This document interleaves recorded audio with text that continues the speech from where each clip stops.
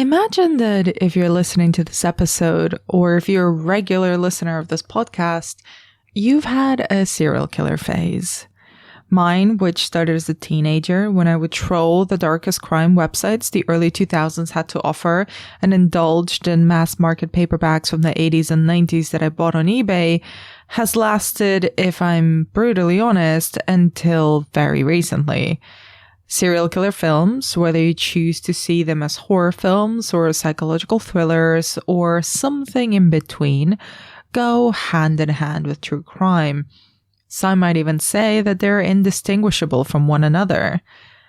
When I set out to do this series, I went through a giant list of movies about murderers of different ilks, and I wanted to watch all of these films and TV shows anew before reaching any sort of conclusion about what makes a serial killer movie. That's part of the fun of doing this sort of film history podcast. You get to revisit films and revisit your own opinions on them. I had a very concrete idea of what I thought when I thought of a serial killer movie. That's the first question I asked every single one of my guests, too. In my head, I had a face, a male face, and a white face, usually. And I pictured crime scenes, dead bodies, usually female dead bodies. Somewhere in between those two images, a movie happened. But that image has changed after I've watched the 47 films and 4 TV series that have made up this season of the podcast. And in this episode, I'm going to tell you what conclusions I've come to. Consider this a post-mortem, an autopsy, if you will, of serial killers at the movies and where those kinds of films sit in the intersection between horror and true crime. This is the Zodiac speaking.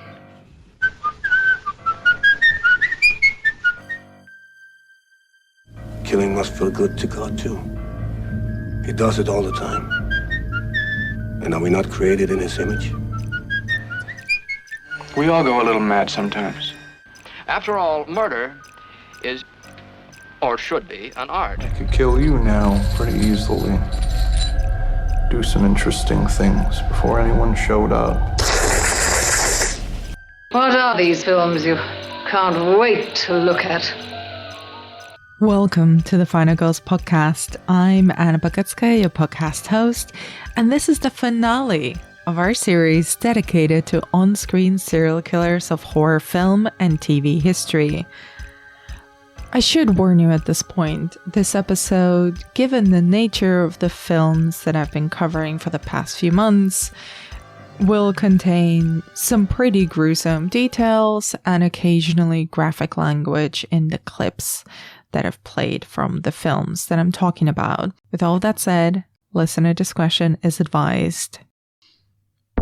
So, we've seen all the films, we've rewatched the TV shows. Let's break it down, like a recipe. What are the ingredients of a serial killer movie?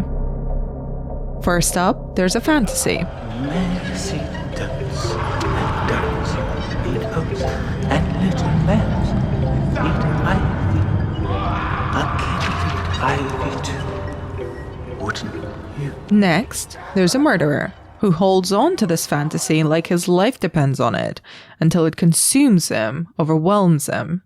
So I'm home, walking up the stairs to our apartment with a freshly severed head draining about a pint of blood into a duffel bag. You just got it under your arm, just like that. Go ahead, take another slice. Thank you. Then comes this picture postcard, groovy, happy young couple on the stairs. They walk right past me. Your two worlds are colliding. My murderous fantasy life, and this. It's a pretty girl, pretty name. 3, there's a detective. This is the yin to the killer's yang. He often, but not always, is part of police enforcement. No dates. Placed on the shelves of no discernible order. Just his mind poured out on paper.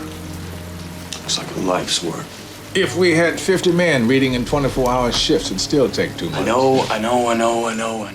Sometimes it's just a dude with an obsession. Man remembers his debts. I don't dwell in the past. Well, it must be nice. I'm not interested in whatever it is you think you owe me. Oh, I don't owe you. We left something undone. We gotta fix it. I've been working on this for 2 years, myself. Or a cartoonist. I can't prove this. Just because you can't prove it doesn't mean it's not true. Easy, Dirty Harry.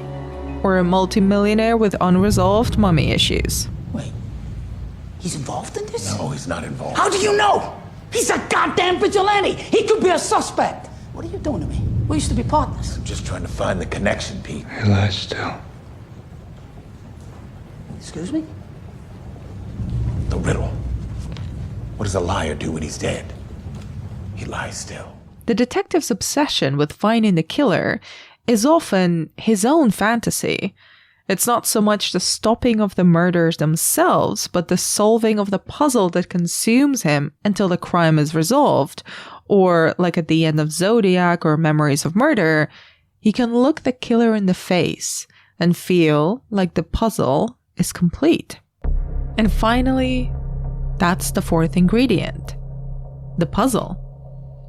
The puzzle might be the crime, how someone was killed, or who killed them, or the victim, why they were picked. See the woman? The bloom on the woman? And sometimes it's the fantasy itself. You can see her again and again anytime you want.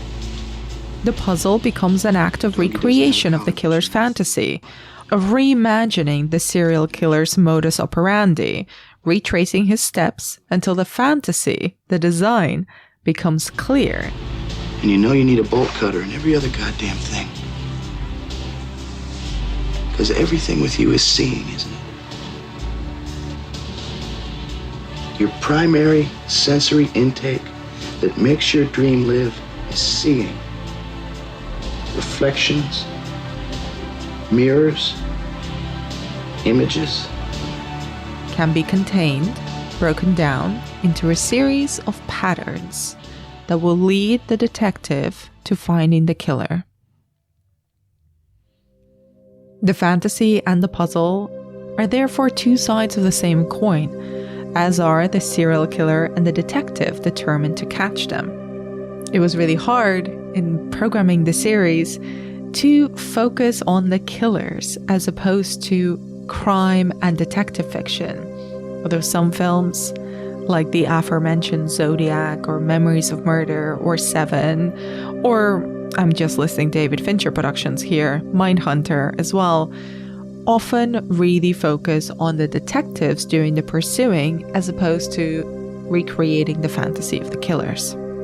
And it's some of the most influential serial killer movies, like David Fincher's work and Jonathan Demme's The Silence of the Lambs, where it's the detective figures that have become as fundamental as the serial killers that they're chasing.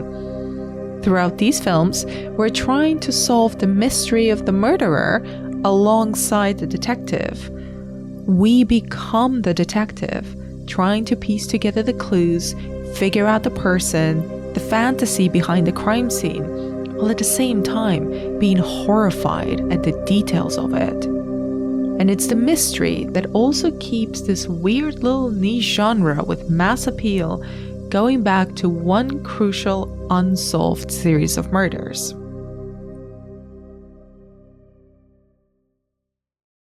Listen, I tried really hard to feature a film in this series that covered one of the most infamous serial killers of modern history. I polled this, I debated this with friends, I went into the depths of Reddit. I found very strange films on YouTube, but I could not find a good fucking Jack the Ripper movie. Before you start sharpening your knives, hear me out. I've seen a lot of them. There's classics like Alfred Hitchcock's The Lodger, A Story of the London Fog from 1927. The Michael Caine starring 1988 miniseries is pretty good. The Ripper Street TV series, which takes place in the wake of the murders in 1889, is decent, but is more concerned with capturing life in the East End at the time than it is in The Ripper. You are in Whitechapel now, my streets, my law. And Whitechapel, the 2009 British procedural whose first season sees a contemporary killer replicate the murders, is very 2000s. So all you got to do now is solve the unsolvable and catch the most famous serial killer that ever lived. No one catches the Ripper. History says so. I could spend an hour listing different takes on the Ripper story because there's some truly special ones, like the Anthony Perkins starring Edge of Sanity from 1989, where he plays a mix of Dr. Jekyll and Mr. Hyde and Jack the Ripper, except his Jack the Ripper is made up to look like Iggy Pop. Anthony Perkins. What if I followed my every instinct completely? And Anthony Perkins. He ripped from down there and opened her up to here. And that's not the first time those different stories, one fictional, one real, are melded together. Hammer did it in 1971 with Dr. Jekyll and Sister Hyde, where the good doctor transforms into the Lady Jack the Ripper. Many films, including From Hell by the Hughes brothers and Murder by Decree from 1979, as well as that 1988 series with Michael Caine, follow the popular theory that Jack the Ripper was a member of the Masons, and his unsolved murders are actually covered up by a grand conspiracy that went all the way up to the Queen of England herself. What happens now? Nothing. Nothing? Why ruin the lives of two more women? Innocent wife and daughter. Why bring medical science into disrepute? Is that what Warren said? That's what they'll all say. The new commissioner, the Prime Minister, maybe even the Queen herself if she gets to hear about it. Then the files will start to disappear and they'll stamp the case unsolved. Now, I bring up the Ripper because he has been used as a shorthand for a serial killer, like in the Lucio Fulci made Giallo, the New York Ripper, or Jack the Mangler of London, or the gender-flipped Jill the Ripper, or simply the terrible James Spader film Jack's Back. It was even in The Simpsons, which really is the marker of continued cultural relevancy. There's your mutton chop murderer! Stop, fiend! But these takes, entertaining as they are, always left me feeling unsatisfied. Because Jack the Ripper was never caught, never identified, the puzzle remains. And the puzzle has given way to reams of novels, non-fiction books claiming to identify the Ripper, as well as the community who define themselves as Ripperologists. But since we can never know the fantasy, and without the fantasy, the portrait of the serial killer is incomplete. All we have left is the detective, who becomes, really, an embodiment of the morality of a particular time and culture. Not only that, they stand as the only source of true morality, even if it means bending the rules and committing a bit of murder themselves, like Michael Caine's take on Detective Aberlin. Think of the public good, George. Think of the public good. What did you expect, my old friend? Justice. That's what I expect. Straightforward, bloody justice. Then you should have let me shoot him. Okay, the 1988 miniseries is quite good. What struck me in my self-imposed mini pursuit of finding a good Jack the Ripper film to cover is that most of these films and TV shows focus on the detective and rarely ever on the victims. When they do include them, they are bait. They are simply bodies to get rid of. We know what's going to happen to them. The pictures are on Wikipedia, goddammit. But because the murders themselves are so infamous, so gruesome, and their motive is so totally unknown, and because the 5 canonical victims of Jack the Ripper were working-class sex workers, there is little attention paid to them. The only thing that seems to continue to matter is the mystery and the moral frustrations of the detective figure that's trying to solve it. In fact, Hallie Rubenhold, the author of The 5, The Untold Lives of the Women Killed by Jack the Ripper, said in an interview that no one had thought to undertake a wide-ranging historical investigation into these 5 women's lives since their deaths in 1888. Everything that we knew about them was wrong. And perhaps that is the source of my frustration with many, if not all, Ripper films. As much as I admire the ingenuity of filling in the blanks of a mystery that will likely never be solved, it demonstrates that many films of the genre spend so much time trying to figure out the design and the psychology of a serial killer that they forget about the other key element that makes us care about these stories: the victims. Because serial killer films rarely treat the memory of their victims with sensitivity or respect, and because of my own evolving and much more troubled relationship with true crime, I tried throughout the series to limit the amount of serial killer biopics I covered to a minimum, to films like Henry Portrait of a Serial Killer or Monster, which is about Aileen Wuornos, that tried to do something different, either aesthetically or thematically. Honestly, I could do a whole series of this podcast of just serial killer biopics, and it would probably go on for 70 episodes or more. Hell, even at the time of writing, a new Ryan Murphy and Ian Brennan produced Yassified series based on Ed Gein has just been announced, days after their series based on the Menendez brothers has been released. Each of the series, starting with Dahmer from 2022, has been titled Monster. When the Evan Peters starring Dahmer was released, the show broke several streaming records for Netflix. By its 60th day on the platform, Dahmer had clocked up more than 1 billion hours of viewing, becoming the third most viewed series in the platform's history. Alongside breaking viewing records, social media turned feral for Dahmer. The serial killer as a character type is one that's very easy to fetishize.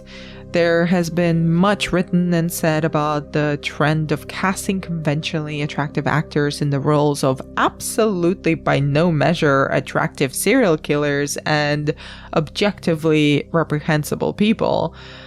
But the fetishizing extends not just to the casting, but to the marketing and the reception of these films and shows. On TikTok, content creators cosplayed as Jeffrey Dahmer. The hashtag Dahmer dance had over 22 million views and hashtag Dahmer over 8.9 billion. Thirst videos of Evan Peters as Dahmer were everywhere. I saw many of these pop up on my own feed, and if I'm honest, it was perhaps the first time that I fully understood the ickiness of what was unfolding in front of me. There was an utter disconnect between how the show was being made and how it treated the memory of Dahmer's victims, and how it was being talked about. The man himself was one of the most horrendous and horrendously media-friendly murderers in American history, someone who deliberately targeted Black and Latino young men because he knew the police would not bother searching for them, and someone who has been the subject of, unfortunately, multiple biopics. Some on the better side, like My Friend Dahmer, which friend of the pod and chief film critic of The Independent, Clarice Lockery, recommended in our Almost Rants episode. I would say My Friend Dahmer by Mark Mayers, who also wrote the screenplay and got the story from a graphic novel of the same name by John Backdurf, who was friends with Jeffrey Dahmer when they were both teenagers, and essentially wrote this graphic novel to try and grapple with the question of, why didn't I spot this? And I think that's such a potent question, and that's such a kind of difficult question to ask, because to me, ultimately, the entire conversation around this, the end aim should be, how do we stop this from happening again? Because, you know, I guess culturally we are in a place now where serial killers are quite rare. That sort of phenomenon has passed, but we have other situations now of extremely troubled people who turn to violence and are just create horror. But even in that film, he was played by teen heartthrob and former Disney star Ross Lynch. And of course, another teen heartthrob, Zac Efron, took on the role of Ted Bundy, an American serial murderer of women who terrorized the 1970s and who the true crime industrial complex has gaslit us into thinking was somehow hot.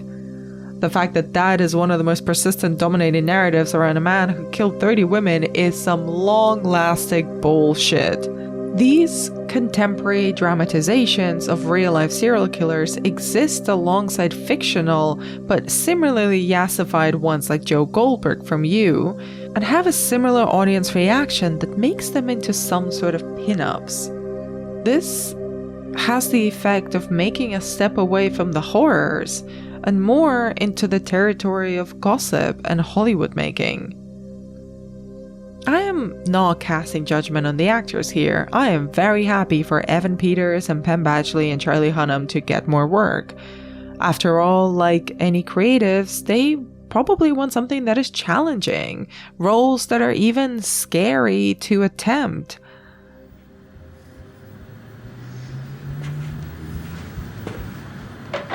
What are you gonna do? Told you. We're gonna hang out, gonna watch a movie, gonna take some pictures. But what has always sort of bugged me is that playing a real-life serial killer becomes a shortcut for legitimacy. This is not new, of course. Tony Curtis did it in 1968 in The Boston Strangler, and Richard Attenborough played John Christie in 10 Rillington Place. Listen, even Avenger Jeremy Renner, when he was trying to be taken seriously, played Dahmer in an entirely forgettable 2002 biopic. I do believe that everyone goes into making work with the best of intentions, even if it isn't received exactly as they may have intended it to be. Here's Evan Peters talking about taking on the role. Well, I sort of started with a blank slate with Dahmer. Honestly, I was very scared about all of the things that he did, and diving into that and trying to commit to that was absolutely going to be one of the hardest things I've ever had to do. It's telling, I think, that serial killers have largely replaced our fictional monsters. I write about this at length in my book Feeding the Monster, but we do really have few monsters to call our own anymore. There's the Babadook, maybe Vecna from Stranger Things, the trauma monster for Smile, but it's really serial killers, human monsters that have replaced our Draculas, our Frankensteins, our Wolfmans, even our Mr. Hydes. When serial killers become characters, there is this real tendency to make them into a words bait. If there are monsters, what a feat it is to embody a monster, right? They become larger-than-life figures whose physiques can be approximated. Think of the Dahmer glasses, or John Wayne Gacy's clown getup, or Eileen Wuornos' feathered hair. But their psyche, their fantasy, remain a mystery, and as such, filmmakers and writers and actors can project their own visions of the so-called real-life monsters onto them. They can convince us that they figured out some kernel of truth about them that makes them more understandable to us. These can be phenomenal performances and are often rewarded as such, in ways that, if you'll allow me to get on my soapbox for just a moment, horror films are rarely recognized. For instance, Cameron Britton got an Emmy nomination for playing Ed Kemper on Mindhunter, David Tennant won the Emmy for playing British serial killer Dennis Nielsen on Des, Samantha Morton won a Golden Globe and received a BAFTA and Emmy nod for playing Myra Hindley, one half of the Moors Murderers in 2006's Longford, and Charlize Theron picked up her only Academy Award for playing Eileen Wuornos in Monster. It is an incredibly successful film, I would say, whose legacy has been somewhat undermined by the rise of the true crime to prestige series pipeline. Serial killer films aren't really a subgenre in and of themselves. Instead, they intersect with multiple genres: horror, biopics, and crucially, true crime. And it's the last two that are the crux of the complications for me with serial killer movies, because both biopics and true crime are selling us the idea of truth. They make the truth elastic while using it as a selling point. They try to indulge our appetites for violence, particularly the sort of violence that doesn't touch us on an everyday basis, by gorging us with criminal factoids and visual accuracy. So when these actors are rewarded for playing these, heavy quotes, monsters, they're often rewarded in the same way that we congratulate actors who play the subjects of biopics, say musicians or artists. We reward them based on a perceived sense of accuracy. How much do they look like the person? How much do they sound like them? Notably, in her Oscar acceptance speech, one of the people Theron thanked was her makeup artist, Tony G. I have to thank our entire crew, Tony G, for transforming me so incredibly. Australian actor Damon Harriman was so convincing as Charles Manson, he played him twice in an episode of Mindhunter and in Quentin Tarantino's Once Upon a Time in Hollywood. I'm tired of being your reflection. You're not my reflection. I've always been yours. I've been in your cell since I was 8 years old. I don't even have a name. I'm B33920. A bell rings, I get up. A bell rings, I go out. A bell rings, I do what that bell says. I'm Pavlov's dog, man. I'm anything you want me to be.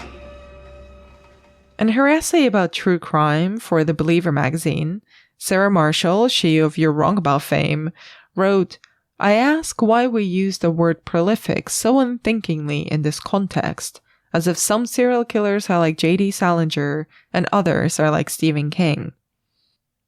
The same sentiment applies to films about serial killers, I would say.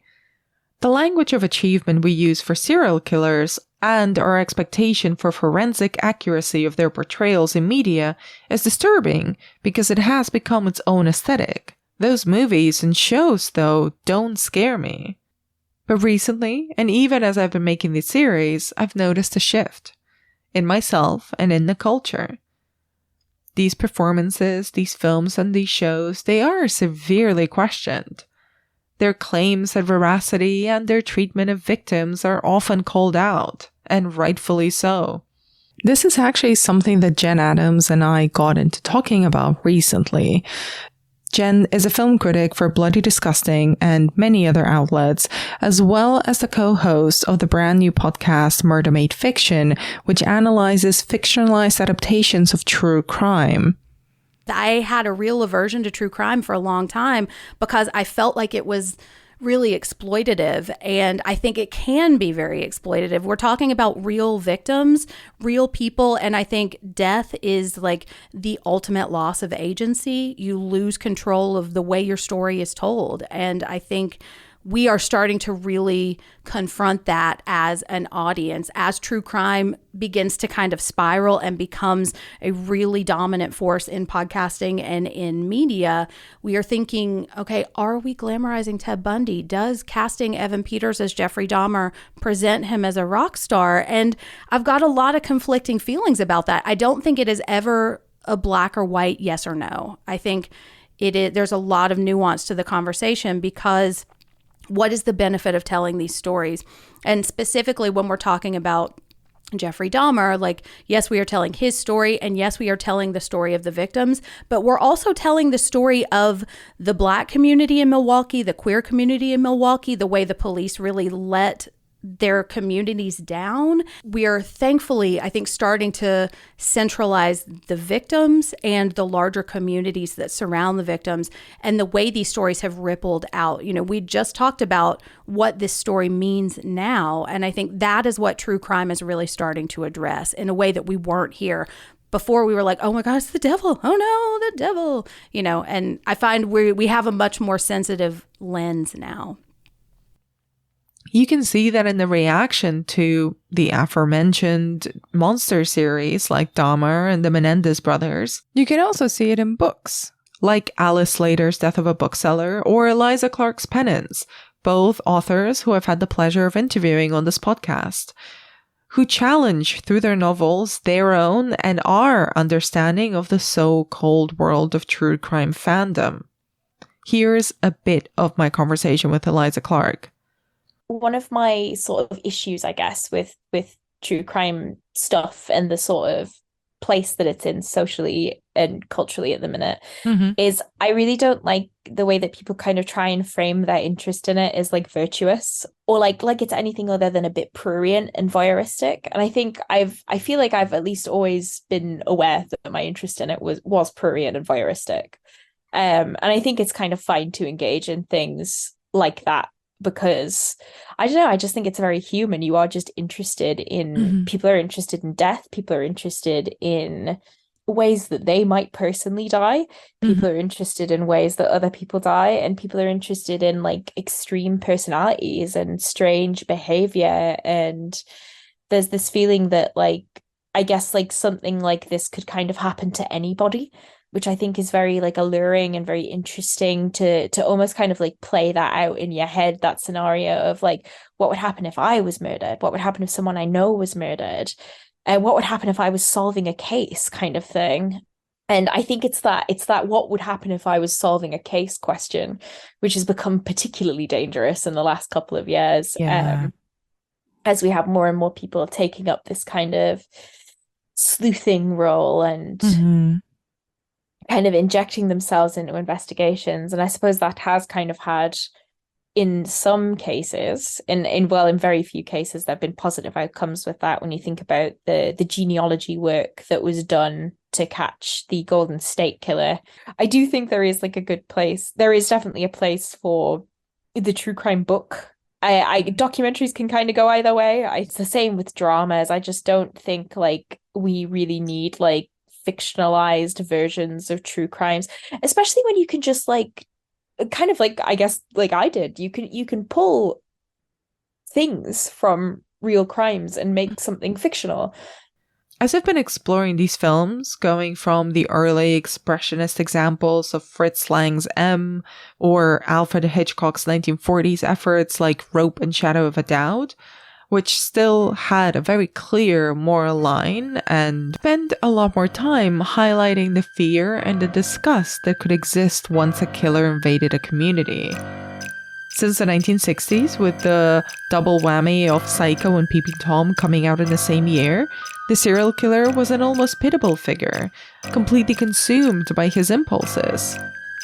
Horror films with a serial killer at their heart, whether fictional or real, were at their most effective when they tried to represent through their visual language what it meant to walk through the world in the shoes of this cursed person.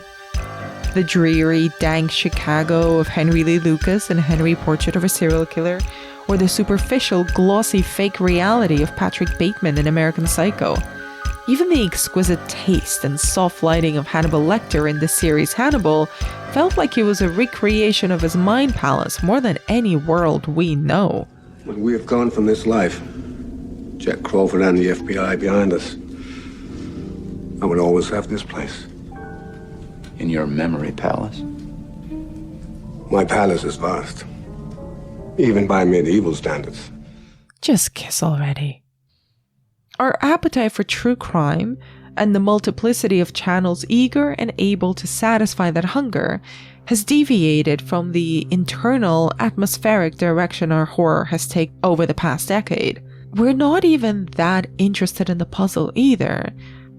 The 90s was a huge moment of explosion for true crime as a genre and for films with serial killers at the heart of them. You may have noticed, if you followed this series, that there was quite a lot of coverage of 90s serial killer movies.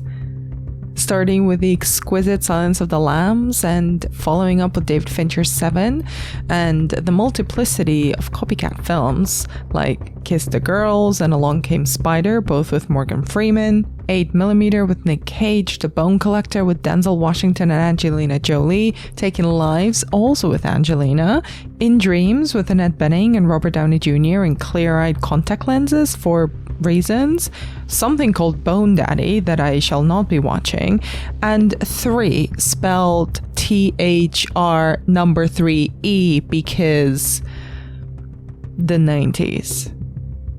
These films, for better or worse, and some of them are extremely enjoyable, are all about the chase. They have a formula, and the formula relies on the puzzle as opposed to the fantasy, on the figuring out of who the serial killer was and how to catch them. They're whodunits. Their formula is extremely simple. A detective, somewhat rogue, maybe a rookie, but gifted, and the killer with over-elaborate crime scenes that they need to catch. But the onus was always on the pursuer. Following in the footsteps of the Silence of the Lambs' Clarice Starling, it was the era of the FBI profilers. My personal favorite is Sigourney Weaver's agoraphobic superstar profiler in 1995's Copycat. She wears bold red suits and lectures about serial killers. Yeah, that's a job. Well, let me tell you something. 9 out of 10 serial killers are white males, aged 20 to 35, just like these. Albert DeSalvo, Bianchi and Buono, Berkowitz, Dahmer, Ted Bundy. They were quiet, unassuming, even nice. They held down jobs, they made decent neighbors. Their victims trusted them. The FBI estimates that there could be as many as 35 serial killers cruising for victims even as I speak. All right, guys, you better sit down. You're scaring me. There were so many heavily publicized and televised court cases in the 90s that true crime became fodder for made-for-TV movies and entire media outlets like Court TV. It was also booming in the publishing industry, with sometimes the criminals themselves writing books about the things that they had been convicted for. The appetite was there. Horror and psychological thrillers responded, as we are responding now. It's just that now we prefer documentaries and sleazy fictionalizations. We start with the crime, and we revel in its aftermath. The trial, the press, the sentencing, the spectacle that comes after the killing, a spectacle that only ever benefits the killer, elevating them into pop culture infamy. Increasingly so, this spectacle is wrapped up in the same nostalgia that guides a lot of the entertainment business too. The shows that I mentioned earlier, Dahmer, Lyle and Eric Menendez, the upcoming Ed Gein TV show, even my beloved Manhunter, they're all set in the past. They're recycling old serial killers, names that all the dark Wikipedia junkies like me will recognize. In the current landscape, serial killers have become IP.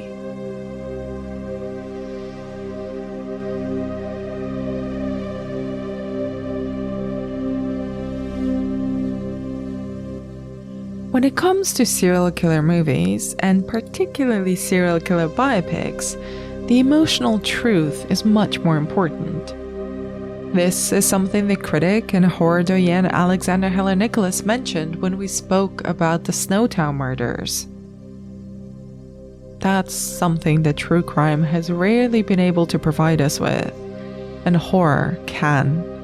Judging a film or a performance based on its emotional truth is a lot harder than looking at how accurate the costuming or the hair pieces are, because it demands so much more of us.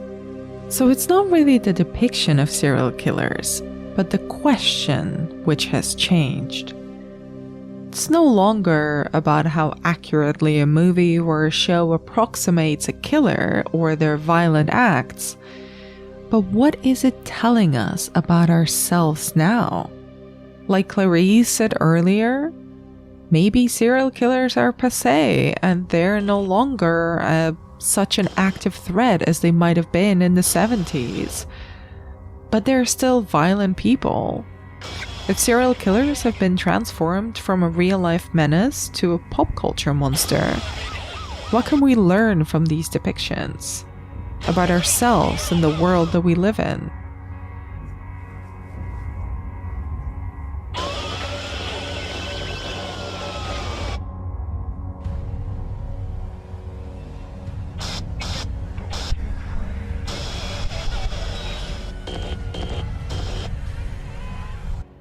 Thank you so much for listening to this episode if you've made it to the end. If you've enjoyed it, please let me know by leaving a review on Apple or Spotify podcasts, or you can always drop me a line on hello@thefinalgirls.co.uk. Thank you for listening to this series. If you've been following, I think this might be the most fun I've ever had with a series of this podcast, and I've received many wonderful comments and I appreciate every single one of them. If you enjoyed the vibe of this episode, you might also dig my book on horror films and feelings called Feeding the Monster. It's out now and you can find it in all good bookshops, online and in person. And I'll also be doing an in-person tour in October in the UK, so watch out for details about that. I barely look at Twitter anymore, but I am there, as well as Instagram, at AnnaBDemented. There will be a new series of this podcast announced soon. The Final Girls Patreon supporters will get a sneak preview of the list of films and TV shows I'll be covering next. So if you're not already a supporter, you can join us over at patreon.com/thefinalgirls. Thank you for listening this far. I'll be back very soon.